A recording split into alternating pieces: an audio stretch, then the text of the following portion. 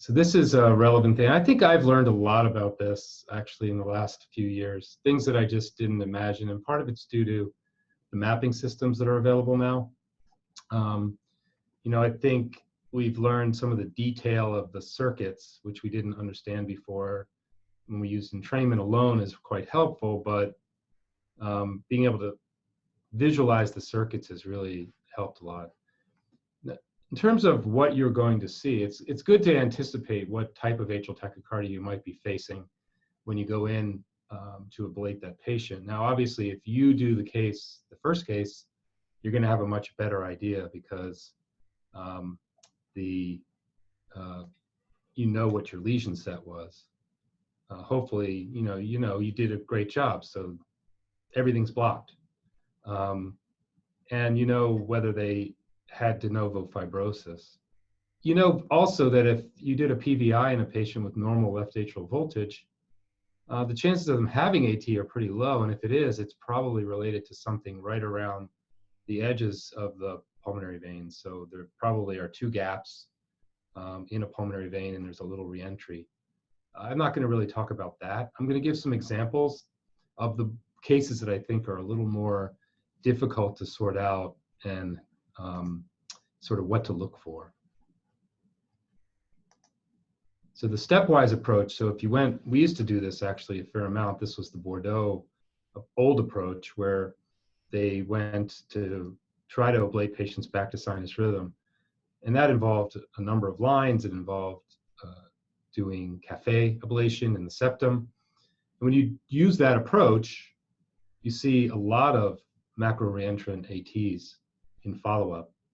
In fact, often it was actually fairly uncommon to see AFib in our hands because we probably did even more extensive ablation. But at least 50% of the patients would come back with some form of AT as opposed to AF. And most of that, 3/4 of that, was a macro reentrant arrhythmia, probably because they had done incomplete lines. And if you look at other approaches, double lasso, WACA, this was mostly focal, although, I think if we went back and remapped a lot of these cases, they probably wouldn't be focal. They would probably be some small reentry circuit.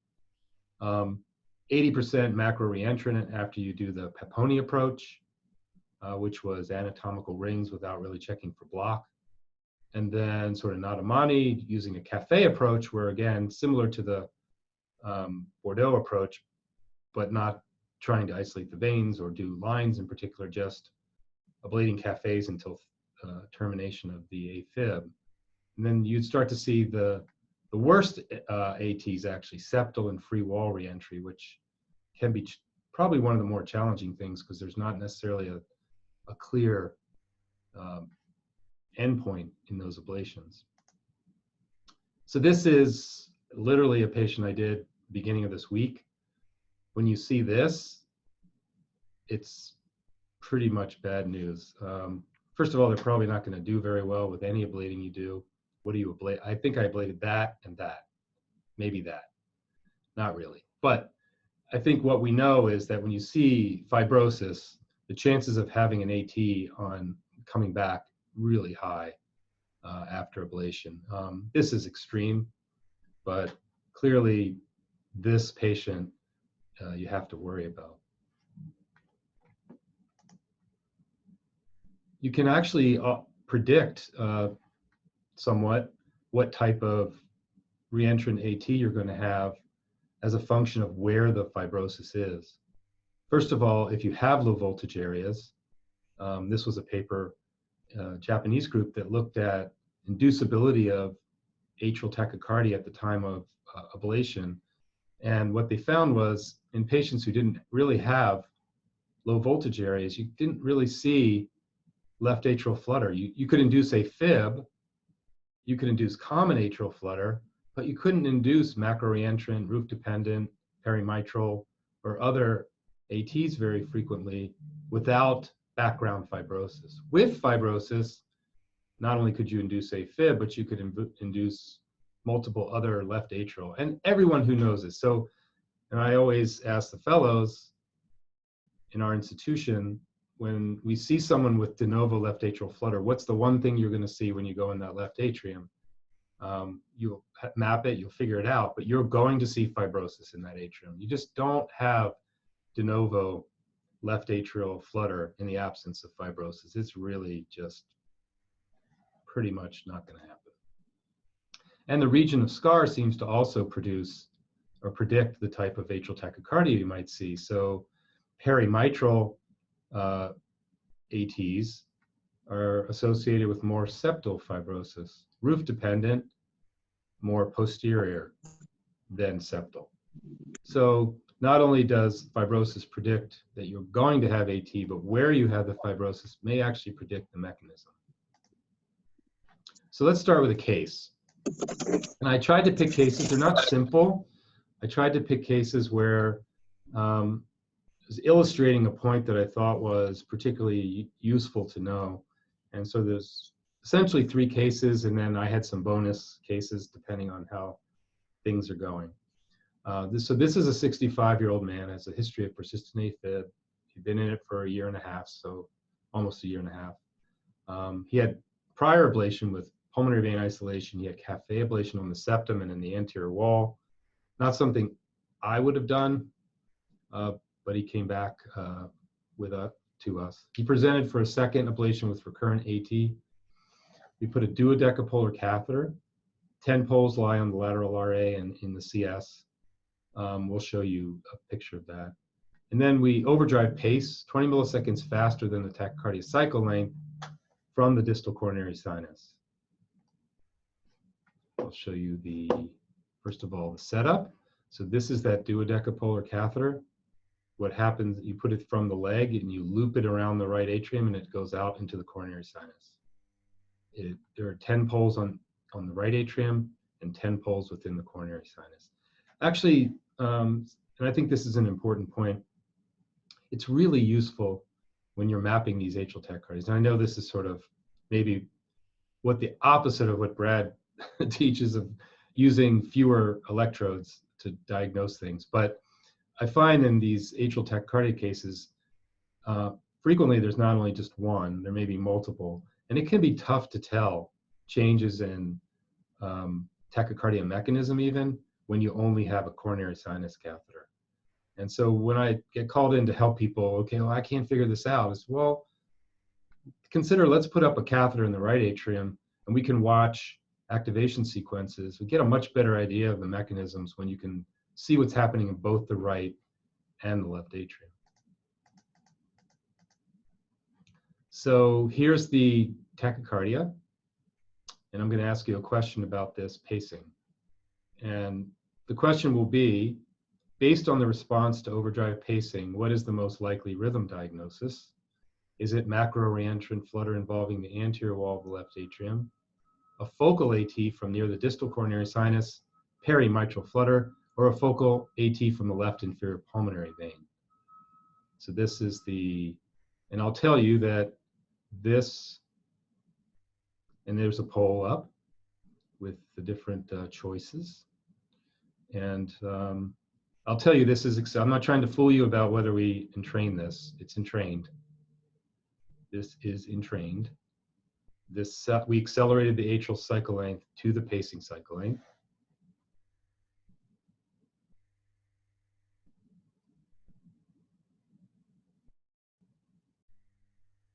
I'm looking at. Okay. So we had a fair number of people. So there's the vast majority of people.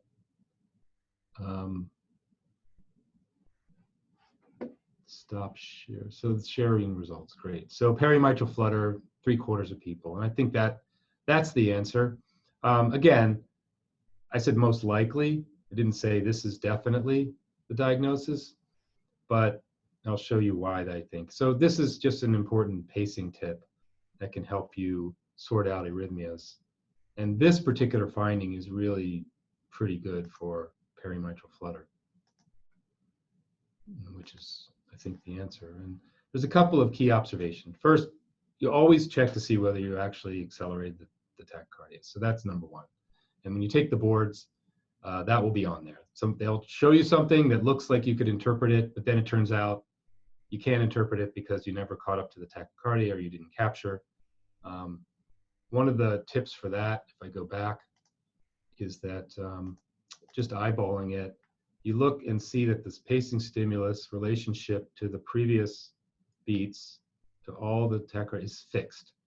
So if this is changing, the stimulus to that electrogram starts to change, then you're not in a stable relationship with pacing. So that's one quick thing you can do to look at and tell whether you're entrained. Now here's the other key observation. So first of all, there's the post-pacing interval is in.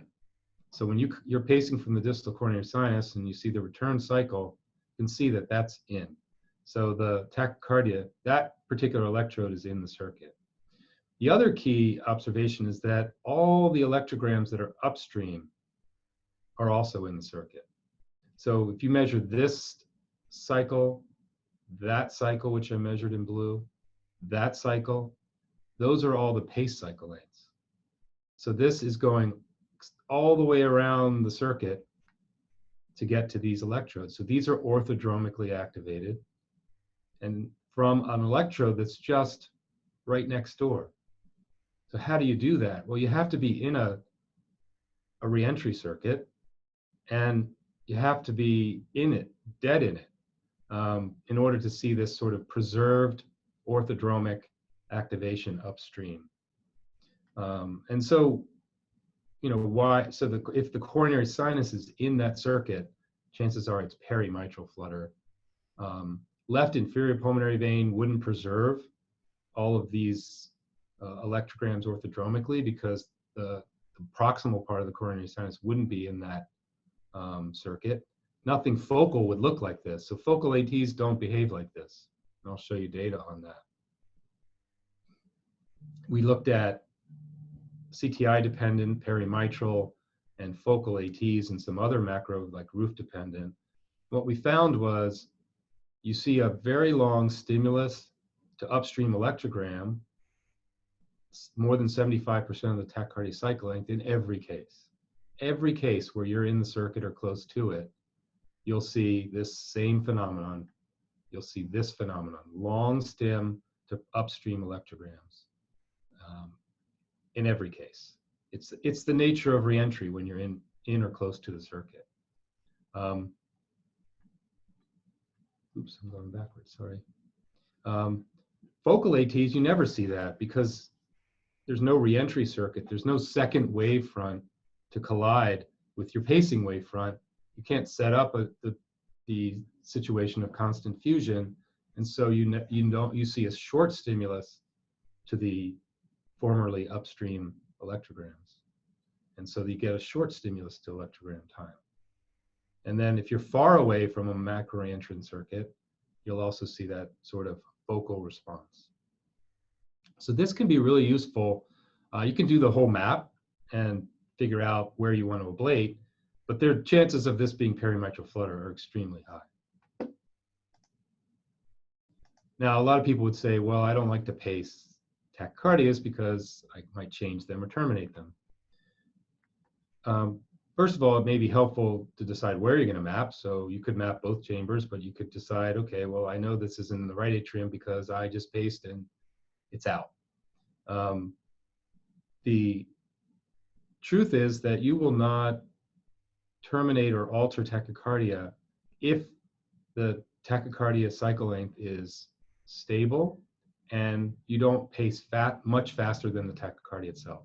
The risk is only, there's a 99.5% chance you will not terminate or alter that tachycardia with a pacing train if you pace close to the tachycardia cycle length and you don't pace tachycardias that are quite unstable.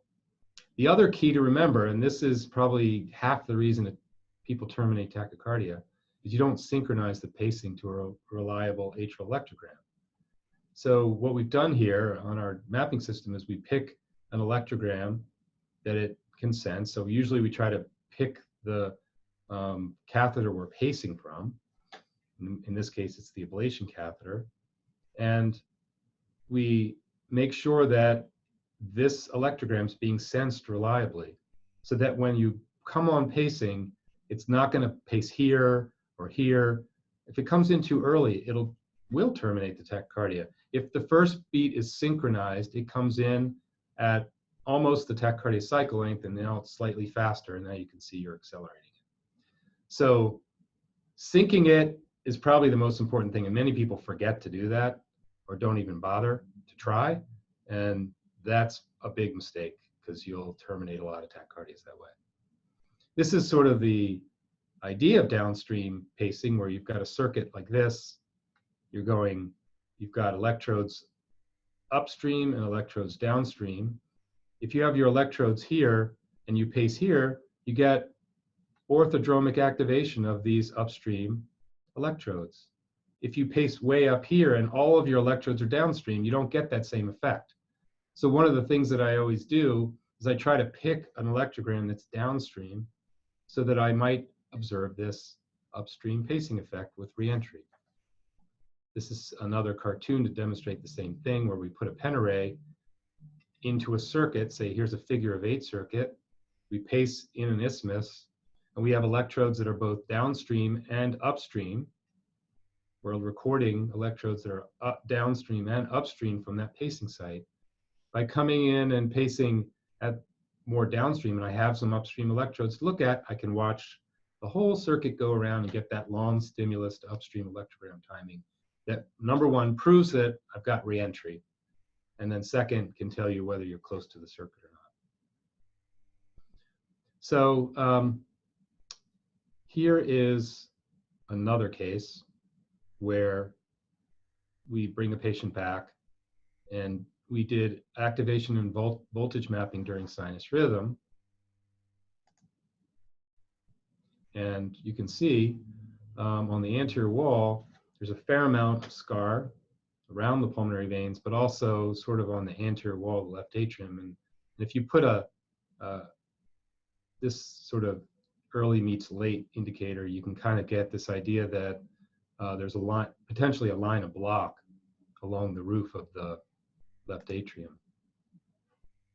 Following the baseline mapping, which is misspelled, we found that the PVI in the posterior LA was isolated.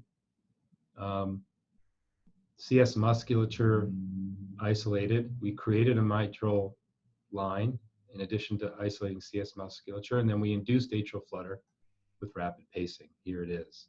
This is the pen array. It's in the left atrial appendage. The CS looks, there's really no electrograms left in there, and this is the right atrium. We had done this lateral line here. So tell me, if I play this, hopefully it'll play. Oh, it's not playing.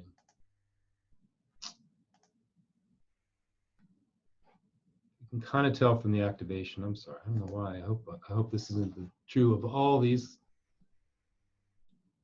Don't know why this isn't playing for me. Sorry about that. I checked it earlier and it was.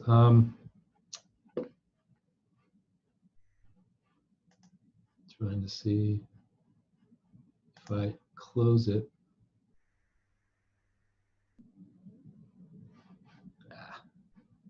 It's a bummer. Hopefully not all of these will be like this, but I may have to go back to a previous version or something. Sorry, Nishant.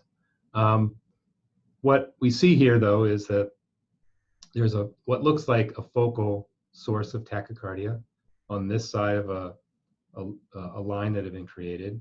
Here's early spot, so this is activation. This is the voltage. And you can see here's early, and then here's late.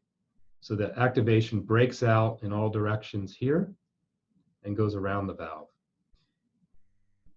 It'd be nice to look at the movie, but here's the activation map. If you had, so what's the best guess as to the mechanism here? Is this a focal AT at the base of the left atrial appendage? Is this a reentrant atrial tachycardia? Or is this a problem with mapping and we just need to remap?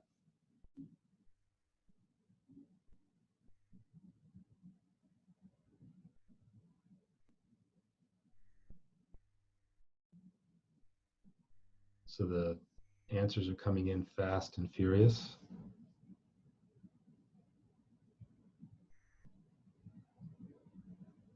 So focal AT wins. And I would say, you know, yeah, you'd think that in most cases, because that's what it looks like. There's probably, you know, possibility is there's a line of block here already. There's a focal atrial tachycardia in this spot. And it just looks like a reentrant arrhythmia because there's block here already. That's one possibility. The other possibility is that there's no electrograms that we can record here, but there's a macro reentrant circuit going around, and somehow it gets from here to here, and you can't figure out where that is. You're not picking it up. What's between here and here that might be a bridge between this part of the atrium and that part of the atrium? Well, the vein of Marshall. And so I think, you know, this looks like a focal AT, and I can't tell you by looking at this map per se what it is, but one of the things you can do is you can train it and try to figure it out. And that's what we did. So this CTI was out, deep in the left atrial appendage out, lateral mitral valve annulus is in, and the septal mitral valve annulus is in. If this were a focal tachycardia, that would not be the case. So we have a macro reentrant arrhythmia, and I can tell you I have seen this a million times.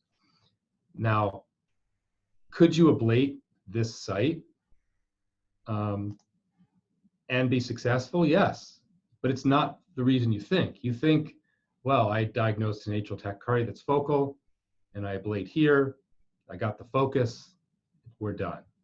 That's not what's going on. In this case, actually, it did terminate with ablation. Yeah, none of these movies are playing. I don't know what happened. It did terminate with ablation by pacing in this particular site. However, one of the issues is what you did was it dove into the vein of Marshall, went up the ridge somewhere, you can't find it. It's somewhere epicardial. And then where it touches down is one single spot. You've ablated away all the other potential touchdown points of this ligament except right here. And so what you're doing actually is you're ablating the last final return spot for the ligament of Marshall. Now you could go in, there's different ways you could deal with this. You could go in and you could put alcohol, if you could find the ligament, put alcohol in there, and that would have terminated this. You could go back into the CS and ablate around and look for connections either from the CS to the ligament, or in this case, what we did was found at least where the touchdown point was, and this ablated, and this created block. In sinus rhythm, if you had paced down here, you would have seen it break out in the same location. We didn't do that, but I have done that in other cases, and that's often what you see. You pace here, there's a fairly long delay, and then it pops out somewhere around the edges of the appendage usually. But it can be up here. It's not always here. It can be on the top of the appendage. It can go all the way up the ridge and pop out on the roof. But what you have to understand is that these bridges over the vein of Marshall are very common. And it's probably one of the reasons why we misdiagnosed some of these in the past. If you didn't check with pacing or anything else, you might have called this a focal tachycardia. And ablation would have said, well, I know it was focal because I ablated it and it stopped. But it wasn't. The mechanism was completely different. Nishant, are there any questions that are popping up? I'm not seeing them. So maybe I could answer some questions now if there are. Yeah, if anyone wants to ask questions, you can either unmute or send it through the chat. There was also, Greg, the suggestion that if you come out of presenter view, the videos may play. I don't know if you want to try that or not. I could try that, yeah. Greg, other clues would be that, the cycle length of that tachycardia is 304, and you have almost all of the cycle length. So if it was a focal tachycardia from that spot, it would be kind of a coincidence that you recorded timing. Yeah. So that's another clue that it's not focal. It could be. It just maybe by chance it takes that much time to get around the valve, but it suggests that Right. those are the same. Okay, I can show you the, here's the, Yeah, this might work. Yeah.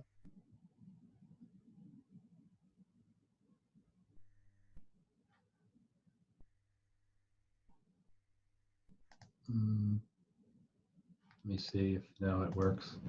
No, I really have to stay out of presenter view, it looks like, for some reason.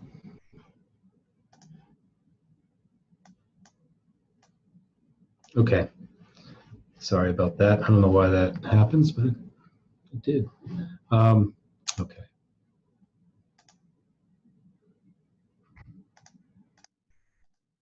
What time is it? It's 7:30. Okay, 7:30. let's still have some time. So here's another case.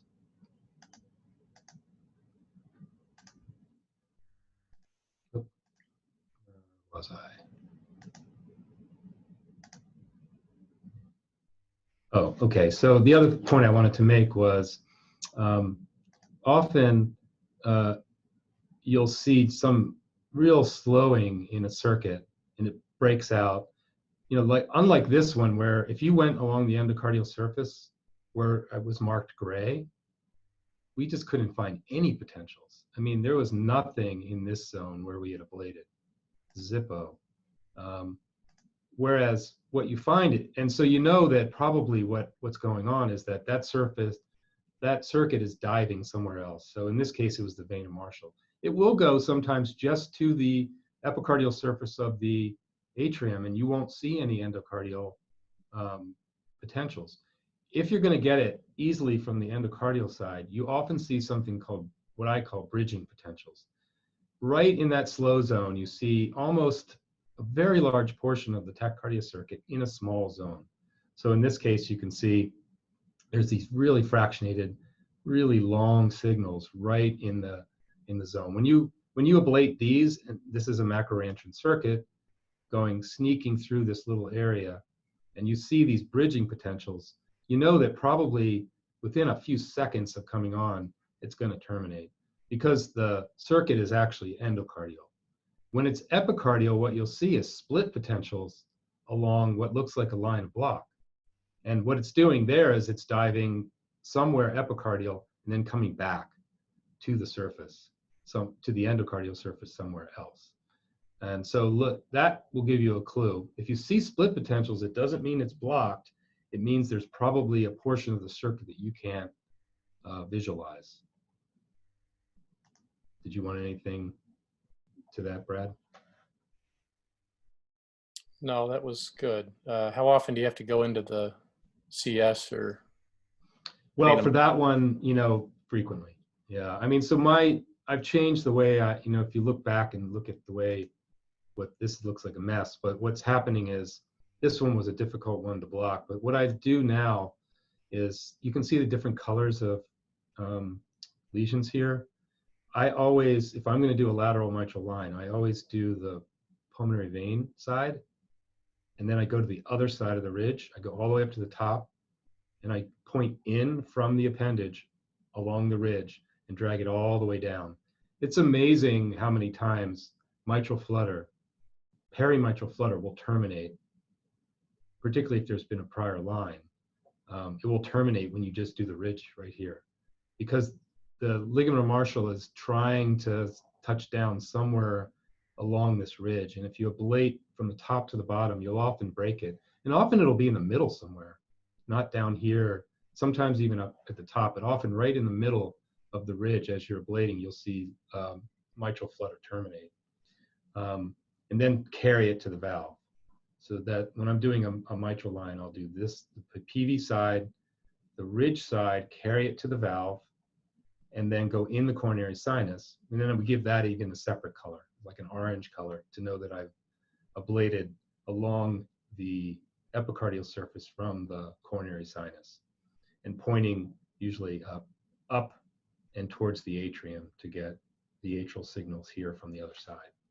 You often have to do that. It's difficult to get block without going into the coronary sinus and trying to interrupt, because that's another bridge. The vena marshal itself is the bridge, but the coronary sinus is another bridge. So you can block everything else, and then the coronary sinus becomes your bridge to the vena marshal, and then the vena marshal back. So that's an important thing to know. Not something I think